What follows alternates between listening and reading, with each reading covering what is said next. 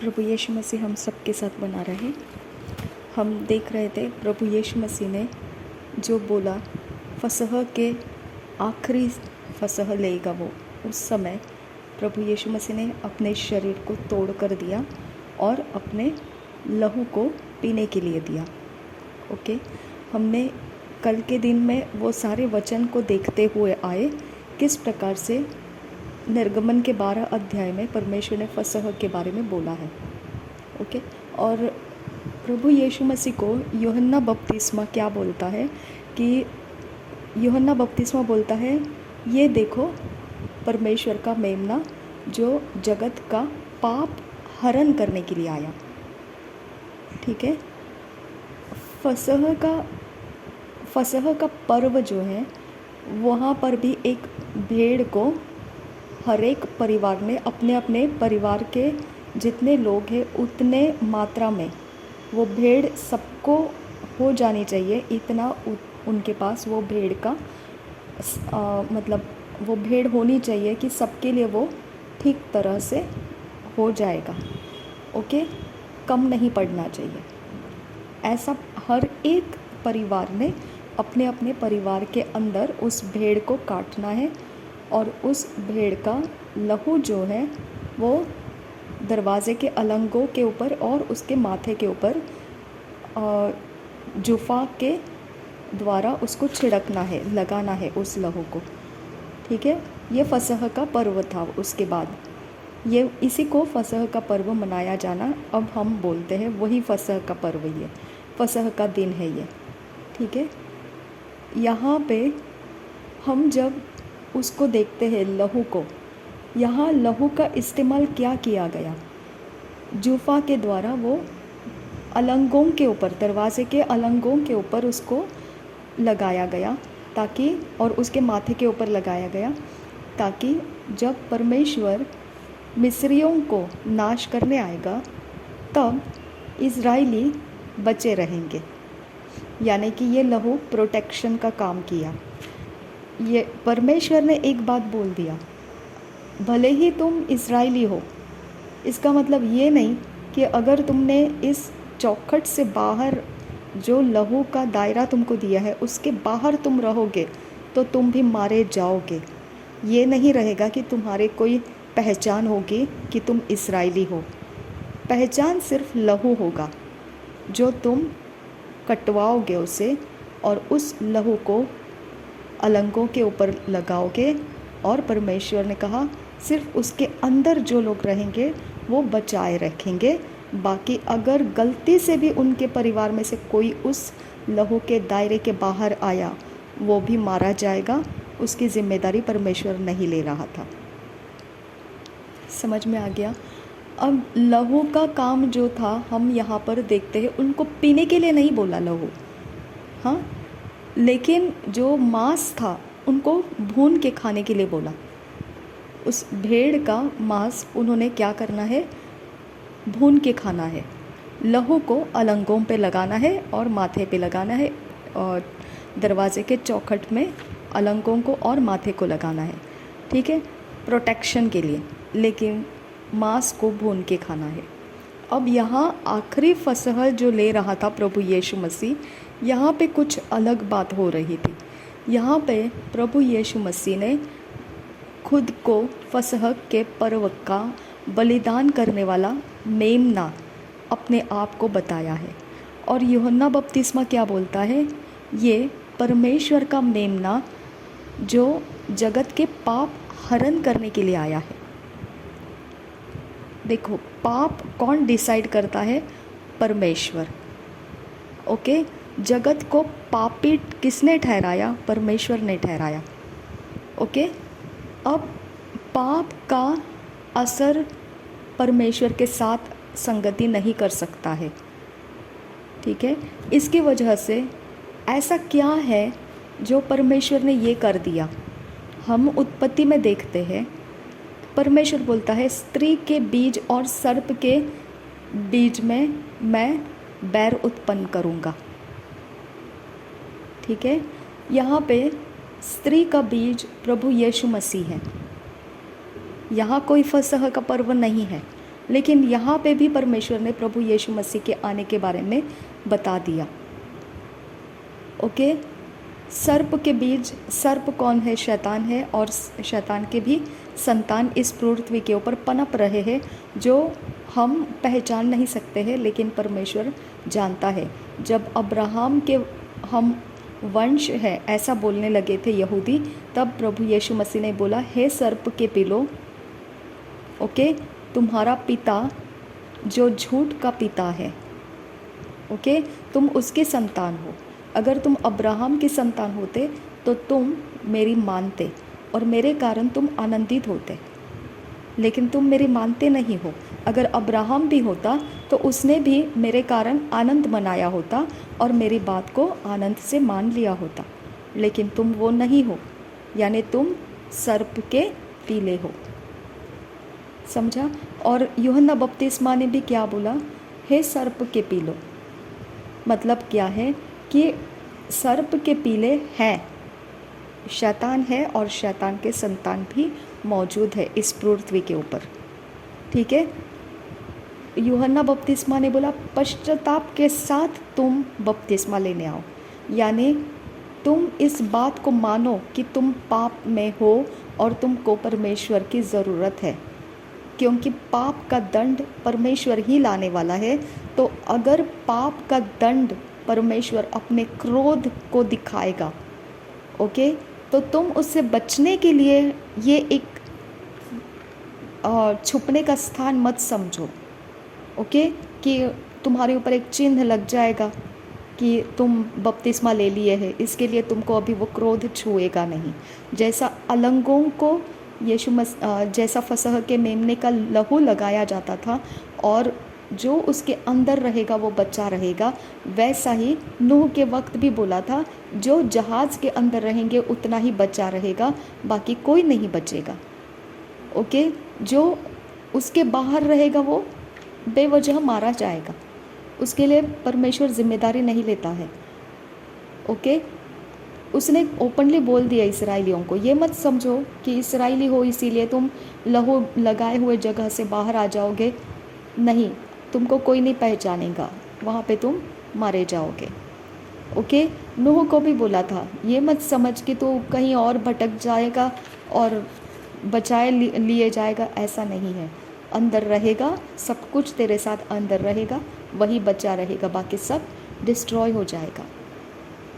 ठीक है, ये फसह के पर्व के वक्त में परमेश्वर ने जो बोला था, वो फसह का लहू जो है वो प्रोटेक्शन के लिए इस्तेमाल किया। यूहन्ना बपतिस्मा भी यहूदियों को जो डर के मारे आए थे बपतिस्मा लेने, उनको बोलता है, ये मत समझो कि तुम अब्राहम की संतान हो, इसके लिए तुमको परमेश्वर पहचान लेगा, नहीं। समझ में आ गया? तो अब्राहम को परमेश्वर ने उसके संतानों को, उसके सारे संतति को, उसके सारे जनरेशन को पीढ़ियों से पीढ़ियों तक परमेश्वर ने वाचा के अंदर लिया था। ठीक है, और ये फसह जो उत्पन्न हुआ वो उसी वाचा के कारण उत्पन्न हुआ, क्योंकि इज़राइली मिस्र के पीड़ा में चिल्ला रहे थे कि परमेश्वर हमको मिस्र के गुलामी में से छुड़ा। ओके, और उनकी चिल्लाहट परमेश्वर को सुनाई दिया, और परमेश्वर ने क्या किया? याद किया कि उसने अब्राहम को वाचा दिया था, इसके लिए वो इज़राइलियों को छुड़ाने के लिए आया। समझ में आ गया? तो अब्राहम का परमेश्वर, इसहाक का परमेश्वर, याकूब का परमेश्वर, हम ऐसा बोलते हैं तो ये हमारा वाचा के अंदर के ये लोग हैं जिनके साथ परमेश्वर ने वाचा पीढ़ी से पीढ़ी तक चलाता रहेगा बोला था, और उसी में से याकूब के ये संतान थे इस्राएली। तो परमेश्वर ने अब्राहम को दिया हुआ वाचा उसको याद किया, और अब्राहम के संतान, उसके पीढ़ी में आए हुए संतान, सब के बारे में उसने याद करके वो वाचा के कारण उनको छुड़ाया। ठीक है, और वो छुड़ाया, वहाँ पे परमेश्वर ने एक काम किया। एक काम ये कि फ़िरौन और उसके सारे राज्य के अंदर के पहलोठों को मार डाला। सब कुछ जो पहलोठा है सबको मार डाला। ओके। और दूसरा, वहाँ के सारे देवी देवताओं को पनिश किया, दंड दिया। ओके, ये एक बहुत बड़ा इवेंट परमेश्वर ने वहाँ पे किया। अब इज़राइली उसके अंदर नहीं है, मिस्र से बाहर आ चुके हैं, उनको गिनती कर दिया गया। ओके, उनका काउंटिंग हुआ, वो काउंटिंग के हिसाब से उनके झुंड बनाए गए। ओके, उनके दल बनाए गए और एक एक दल बनाकर उनको बाहर निकाला गया मिस्र से, और वहाँ पे फसह का पर्व मनाया गया। फसह का समय मनाया गया जब वो अलंगों पे लहू लगाया, परमेश्वर ने पहलोठों को मार डाला और फिर वो लोग वहाँ से बाहर निकले। तो ये निकलने के पहले का समय उन्होंने भेड़ को मारा था। वो मिस्र के बाहर आने के पहले वाला समय वहाँ पर उन्होंने भेड़ को मारा था। ठीक है, और भेड़ को मारने के बाद उसके खून को अलंगों के ऊपर लगाया था और माथे के ऊपर लगाया था, दरवाजे के अलंगों के ऊपर और माथे के ऊपर, और भेड़ का मांस भून कर खाया था। समझ में आ गया? ये फसह को परमेश्वर प्रभु यीशु मसीह जब आखिरी फसह का समय मान रहा था, तो वहाँ पुराने नियम में वो फसह के दिन क्या बोला था? घर का जो मेन इंसान है, ओके, उसने उस बात को, उस भेड़ को काटना है और डिस्ट्रीब्यूट करना है। तो ये वाला जगह में प्रभु यीशु मसीह डिस्ट्रीब्यूट कर रहा है। ओके, हर परिवार का अपना अपना भेड़ रहेगा। ओके, कोई किसी के परिवार में जाके शेयर नहीं करेगा। अपने परिवार के अंदर है तो सब इस्राएली ही, लेकिन घर सबके अलग अलग जगह में है, तो सबके घर के अंदर के परिवार जन के हिसाब से उतना क्वांटिटी का भेड़, उतना वज़नदार, उतने मांस वाला वो भेड़ को लेना है, और ताकि सबको वो हो जाए, ये नहीं कि उसमें से कोई लोग छूट जाए। ओके, उसके हिसाब से वो मेमना लेना है, भेड़ लेना है और काटना है। ओके, यहाँ प्रभु यीशु मसीह रोटी को जब उठाता है तो वो मुखिया बन गया हमारा। ओके, और वहाँ से वो बोल रहा है चेलों को, ये अब मेरा शरीर है और ये मेरा शरीर तुम खाओ। ओके, देखो, ये शरीर फसह का मेमना है। ये खुद प्रभु यीशु कह रहा है, मैं खुद परमेश्वर के लिए फसह का मेमना बना है जो यहोवा के लिए है। हालेलुया। क्योंकि दो भेड़ बलिदान किए जाते थे। ओके, वो भेड़ कौन सा था? एक जो रहता था वो है अजाजेल के लिए, और दूसरा जो रहता था वो यहोवा के लिए। ओके, अजाजेल का मतलब क्या है? छोड़ दिया हुआ, त्याग दिया हुआ। ओके, सर्प के पीलों को परमेश्वर ने त्याग दिया है। हाँ, इंग्लिश में यूहन्ना बपतिस्मा बोलता है ब्रूड्स ऑफ वाइपर्स। ओके, तो परमेश्वर ने त्याग दिया हुआ एक जाति है जो जायंट के नाम से जानी जाती है, नेफिलिम के नाम से जानी जाती है। ओके, एक जाति है जो त्याग दी गई है। वो त्यागी हुई जाति को परमेश्वर अपने प्रजा के अंदर नहीं लेने वाला है।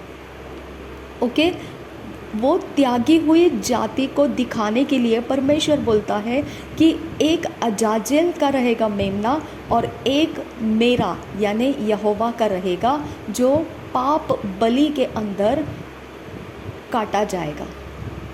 वो पाप बलि अलग है, फसह का बलिदान अलग है।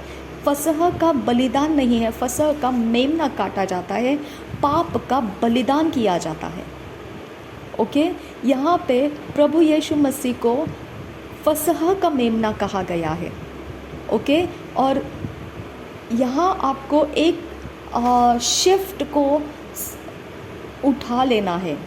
ओके, हर जगह में आप देखो परमेश्वर ने एक शिफ्ट को लाया है। जब एदन के बगीचे में था आदम और हवा, तब उनको सारे फलों को खाने के लिए दिया था। जैसे वो बाहर निकल कर आए तो बलिदान करना शुरू हो गया, चरवाही किया, खेतीबाड़ी किया और बलिदान को लेकर आए। नूह के वक्त में बलिदान आ गया। ओके, नूह ने बलिदान किया, होम बलि किया, और फिर परमेश्वर ने भी कुछ दिया उनको बोला कि अब तुम मांस खा सकते हो। वहाँ से मांस खाना शुरू हो गया। उधर से आगे जाएंगे तो इजराइलियों को व्यवस्था दे दिया, शुद्ध अशुद्ध प्राणी को पहचानना और उन्हीं को खाना जो शुद्ध है। ओके, मांस के अंदर भी डिफ्रेंशिएट किया गया, शिफ्ट आता गया आगे। ओके, जब पतरस को दिखाया गया कि ये सारे तुझे खाना है, उसको विशन दर्शन में दिखाया, तो पतरस डर के मारे, वो यहूदी था, उसने बोला कि ये नहीं खा सकता हूँ, हमारे व्यवस्था में हमने जन्म में कभी ये नहीं खाया है, हमको ये खाना मना है, मैं नहीं खा सकता हूँ ये। परमेश्वर ने बोला जिसको मैंने शुद्ध कहा है उसको तू भी शुद्ध कहे, उसको तू अशुद्ध मत कहे। ठीक है, वहाँ शिफ्ट आ गया। यहाँ शिफ्ट देखिए, मेमने का लहू जो फसह के वक्त में काटा गया था, वहाँ अलंकों के ऊपर डाला गया था। यहाँ पे यीशु मसीह लहू का प्याला कटोरा देकर वो चेलों को बोलता है ये मेरा लहू है, तुम पियो। शिफ्ट आ गया है यहाँ पर। पुराने नियम में कहाँ पर भी आपको ये देखने नहीं मिलेगा कि तुमको बोला गया होगा कि लहू को पियो। लहू का इंतज़ाम परमेश्वर ने लेव्य व्यवस्था के 17 अध्याय के 11 में बोल दिया था। ओके, उसमें बोल दिया था कि ये जो लहू है ये मैंने सेपरेट करके रखा है, ये लहू का काम है, इसके ऊपर एक जिम्मेदारी है कि ये प्राणों के प्रायश्चित के लिए दिया जाएगा। यानी लहू का इंतज़ाम रखा था परमेश्वर ने। ओके, अब हम हमेशा देखते हैं कि लहू का इंतज़ाम रखा है, तो परमेश्वर सब जगह में बोलता है, सब जगह में तुम पकाओ मांस को, लेकिन लहू के साथ मत पकाओ। ओके, तुम पकाओ मांस को लेकिन लहू खाओ मत। ओके, हर जगह में परमेश्वर ने मना किया है, लेकिन देखो शिफ्ट आ गया यहाँ पर। ये फर्स्ट जगह है जहाँ पर लहू अब प्रायश्चित के लिए रखना ख़त्म हो चुका है। इसके बाद लहू का प्रायश्चित के लिए इंतज़ार नहीं रहा है। हालेलुया, समझ में आ गया। इसके लिए यूहन्ना बपतिस्मा क्या बोलता है, ये परमेश्वर का मेमना है जो जगत का पाप हरण करने के लिए आया। वहाँ पर वो पाप का बलिदान बोल रहा है प्रभु यीशु मसीह को। ओके, और इधर जब वो फसह का पर्व मनाने के लिए बैठा, यहाँ पर जो वो दे रहा है अपने शरीर को और अपने लहू को, वहाँ पर वो फसह का मेमना बनकर दे रहा है। हालेलुया। अब दोनों तरफ देखिए, पाप का बलिदान में 2 मेमना होते थे, 2 भेड़ हो जाते थे, 2 बकरे होते थे। वहाँ पर एक बकरा ये होता था जो यहोवा के लिए है और दूसरा बकरा अजाजेल के लिए होता था। ओके, अजाजेल यानी त्यागा हुआ। ठीक है, उसको उसके हालात पर छोड़ दिया जाता था और वो जंगलों में छोड़ दिया जाता था, मनमानी करने के लिए छोड़ दिया जाता था, और वो मनमानी करता करता कहीं पर भी चला जाएगा एज अ वैंडरर, भटकने वाला। ओके, ऐसा ही चला जाएगा, वो ऑर्फन की तरह रहेगा, उसको परमेश्वर देखभाल नहीं करने वाला है, उसको अपने मर्जी चलाने के लिए छोड़ दिया जाएगा। वो चलता जाएगा, जहाँ चाहे वहाँ घूमेगा, जो खाना है खाएगा, जिएगा उतना जिएगा, लास्ट में वो अपने ही मर्जी से वहाँ कहीं पर भी कुछ भी होकर मर जाएगा। उसकी जिम्मेदारी परमेश्वर नहीं लेता है। वो अजाजेल का बकरा है और वो पाप के बलिदान में इस्तेमाल किया जाता था। चिट्ठियाँ डाली जाती थी और जो अजाजेल के नाम से आती थी चिट्ठी, उसको छोड़ दिया जाता था जंगल में, और जो यहोवा के नाम से आती थी वो बकरा को बलिदान में यूज़ किया जाता था। उसका लहू यहोवा के सामने छिड़का जाता था, बलिदान के वेदियों के ऊपर छिड़का जाता था और वहाँ से यहोवा उस बलिदान को स्वीकारता था। ये वाला जो मेमना यूहन्ना बपतिस्मा बोल रहा है कि जगत का पाप हरण करने वाला परमेश्वर का मेमना, ये वो है जिसके ऊपर चिट्ठी लग गई है कि ये वाला जो मेमना है ये यहोवा का है। अब इसका लहू जब गिरेगा तो ये लहू पाप को माफ़ करने के लिए हो जाएगा, पाप को छुपा के रखने के लिए नहीं रहेगा। ये परमानेंट अटोनमेंट हो जाएगा, ये परमानेंट प्रायश्चित हो जाएगा और पूरे संसार भर के मनुष्य जाति के प्राण इस एक मेमने के बलिदान के लहू को परमेश्वर जब स्वीकारेगा वो शुद्ध प्राण बन जाएंगे। ओके, वो शुद्ध रहेंगे और अशुद्ध नहीं रहेंगे। वो समझ में आ गया? तो पाप का असर इस लहू से, इस जगत के अंदर से टूट जाता जब यीशु मसीह का लहू बहाया जाता है।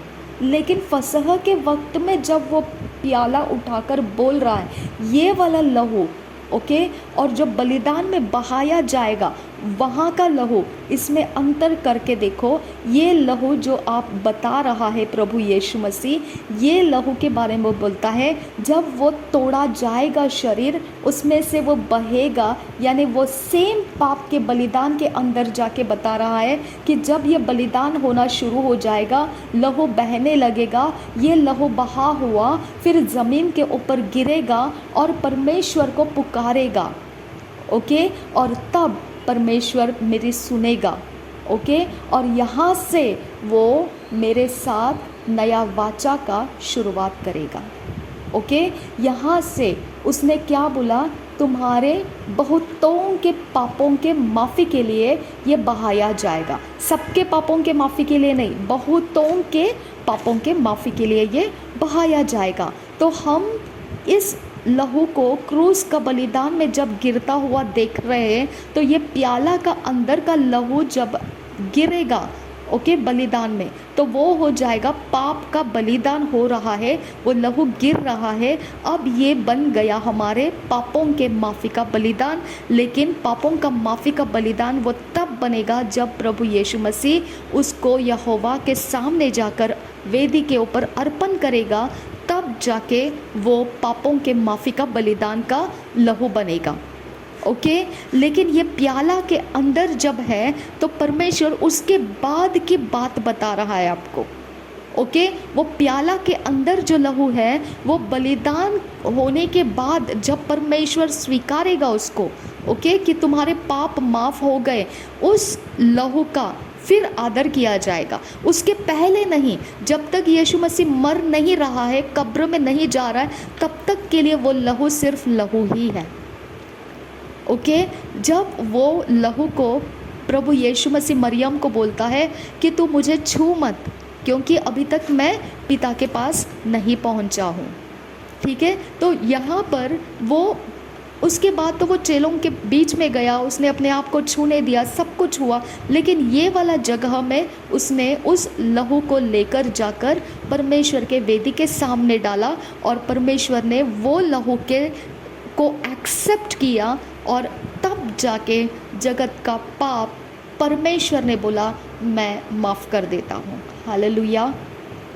ओके, अब वो लहू हम पीते हैं ना, तो हम उस लहू को इसीलिए पीते हैं क्योंकि परमेश्वर ने उस लहू को पापों के माफ़ी के लिए स्वीकारा। और जब हम उस लहू को पीते हैं तो उस लहू का जो वाचा है उसके साथ हम सहभागी हो जाते हैं।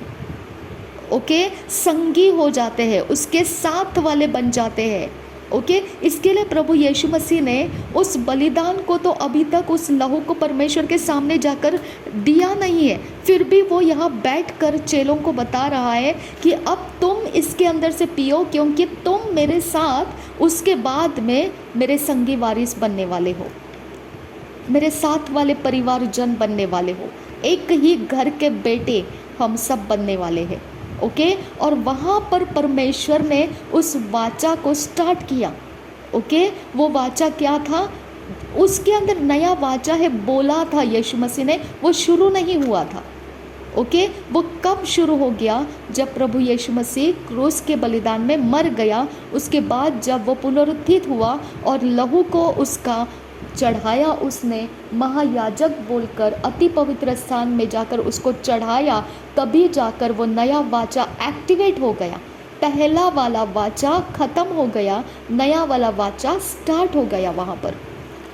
ओके जब वो स्टार्ट हो गया तो अब प्रभु यीशु बोलता है कि ये वाला जो वाचा है, इसके अंदर जब भी तुम मेरे नाम को स्मरण करके ये किया करोगे, तब तुम इसे याद करो कि तुम नया वाचा के अंदर हो। ओके तुम मेरे मृत्यु का प्रचार करते रहने में सहभागी हो।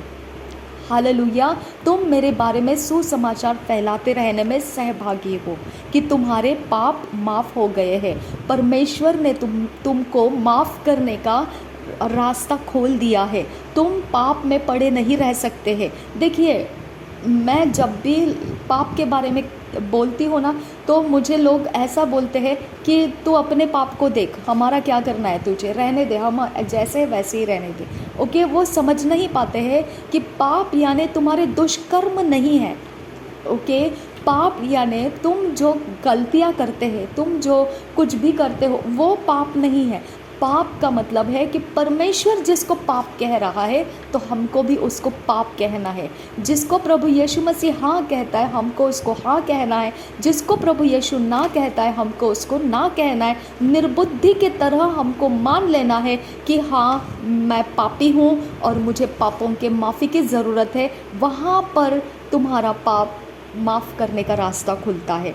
तब वो तुम्हारा काम पूरा हो जाता है कि तुम परमेश्वर के वाचा के अंदर आने के लिए रास्ते खुल चुके हैं। समझ में आ गया? तो लोग ये समझते हैं हम इतने धर्म के काम करते हैं, हमने इतना दान अनुदान किया है, हम किसी का नुकसान नहीं करते हैं, हमारे पीढ़ी से पीढ़ी तक हमने इतना शुद्ध जीवन जिया है। ऐसा नहीं, परमेश्वर बोलता है, मैं बोल रहा हूँ मनुष्य जाति पापी है, तो तुमको मान लेना है कि तुम पापी है। परमेश्वर बहस नहीं करना चाहता है। ओके क्योंकि उसके पास जो पाप का वर्णन है, डेफिनेशन है, उसको हम कभी भी डिफाइन करके नहीं बोल सकते हैं। ओके वो कहता है मनुष्य पापी है, तो हमको बोलना पड़ेगा हम मनुष्य पापी है।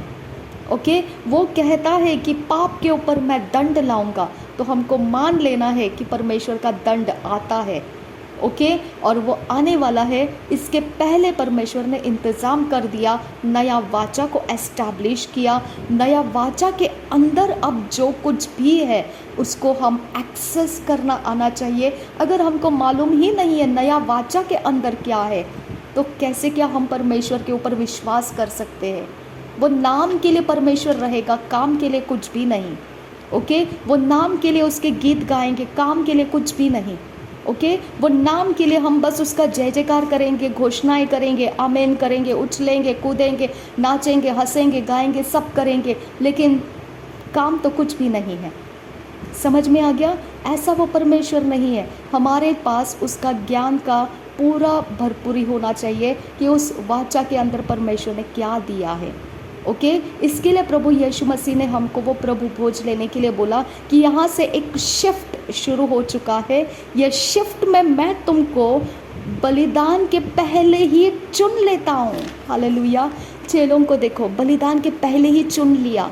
हालेलुया। अभी तक तो बलिदान भी नहीं हुआ था, और प्रभु यीशु मसीह जब पैरों को धो रहा था चेलों के, तभी प्रभु यीशु मसीह बोलता है पतरस को कि अगर तुमने मुझे तुम्हारे पैर धोने दिए तो तुम मेरे संगति में संगी वारिस बन सकते हो, तुम मेरे साथ उस वाचा के अंदर रह सकते हो। अगर तुमने ये करने नहीं दिया मुझे, तो तुम मेरे साथ भागी नहीं हो सकते हैं। तो पतरस बोलता है मेरा सिर भी धो, मेरा हाथ भी धो, और प्रभु यीशु मसीह उधर उसको बोलता है कि तुम सब शुद्ध हो। देखो प्राणों के शुद्ध होने का रास्ता प्रभु यीशु मसीह का लहू का बलिदान से होना था। अभी तक तो वो बलिदान भी नहीं हुआ है, और वो बोल देता है कि तुम शुद्ध हो। वो क्रूस के ऊपर लटका हुआ इंसान प्रभु यीशु मसीह को पहचानता है और उसको बोलता है कि जब तेरा राज्य आए तब हमको याद कर। प्रभु यीशु बोलता है तू अभी इसी समय मैं बोल देता हूँ कि तू मेरे साथ पैराडाइज में रहेगा। हालेलुया। तो प्रभु यीशु को आप समझिए। ओके वो फ्यूचर की बात आज ही कर देता है हमारे पास। वो आने वाली बात को आज ही से हमको उसके अंदर इन्वॉल्व कर देता है। ओके, चेलों को उसने उसके बलिदान के बाद वाले वाचा के अंदर, नया वाचा के अंदर पहले ही फसह के दिन ही उसने उसको उसके अंदर उन लोगों को ले लिया, उनके साथ प्याला शेयर किया और उनके साथ रोटी शेयर किया, और वो मुखिया बना उनके बीच में। याजक का वो काम उसने किया, और वहाँ से वो महायाजक का काम जाकर उसने परमेश्वर के सामने उस लहू को, बहाया हुआ लहू को छिड़का, और वहाँ परमेश्वर ने उस वाचा को एस्टैब्लिश किया कि आज के बाद लॉ ख़त्म है। ओके, आज के बाद जब लहू पहुंचा परमेश्वर के वेदी के ऊपर, तब जब परमेश्वर ने उस लहू को स्वीकारा, ओके, तभी तो यीशु मसीह दोबारा हमारे पास आए, 40 दिन हमारे साथ, हमारे बीच में रहे, हमारे साथ बातें किया, फिर उसका स्वर्गारोहण हो गया, है ना। तो ये सारी चीज़ें कब शुरू हो गई, कैसे क्या प्रभु यीशु मसीह फिर उन सबको हमारे साथ बैठने उठने दिया, क्योंकि पाप माफ़ हो गए। ओके, अब पाप माफ़ हो गए तो अब कौन से भेदभाव रखेगा वो, कौन सा यहूदी, कौन सा सामरी, कौन सा अन्य जाति, क्या भेदभाव रखेगा वो। ओके, सबको परमेश्वर ने शुद्ध कर दिया, यही के कारण यीशु मसीह सबके बीच में आ गया। ओके, और उसने लास्ट में जाते वक्त बोला, अब तुमको मैं सामर्थ का आत्मा भेजूंगा, तब तक इंतज़ार करना, वो भी वायदे के अनुसार आने वाला है। ओके, अगर हम परमेश्वर के ये सारे वायदे को समझेंगे कि ये बलिदान जो प्रभु यीशु मसीह का हुआ, वहाँ से लहू का काम ख़त्म हो चुका है।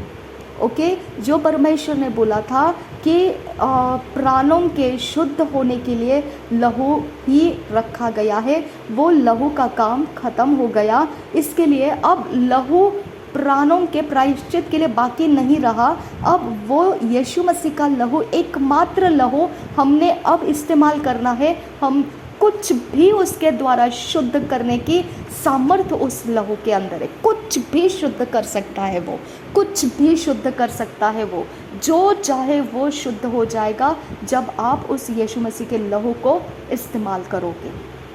समझ में आ गया? तो परमेश्वर ने शुद्ध करने का लहू डिसाइड कर दिया, वो है प्रभु यीशु मसीह का लहू।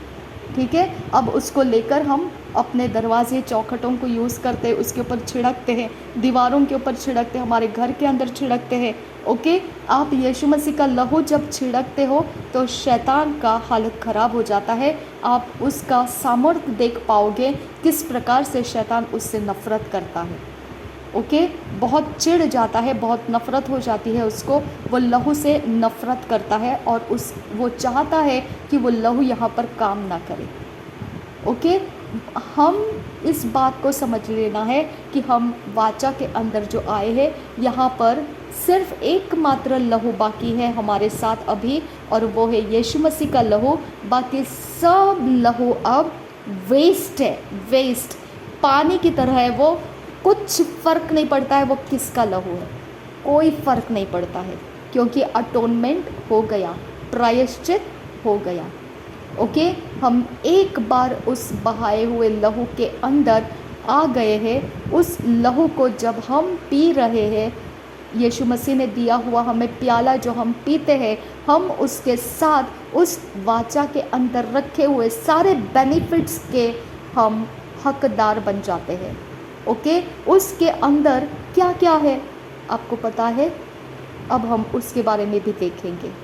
ठीक है, प्रभु यीशु मसीह हम सबके साथ बना रहे। आमीन, आमीन, आमीन।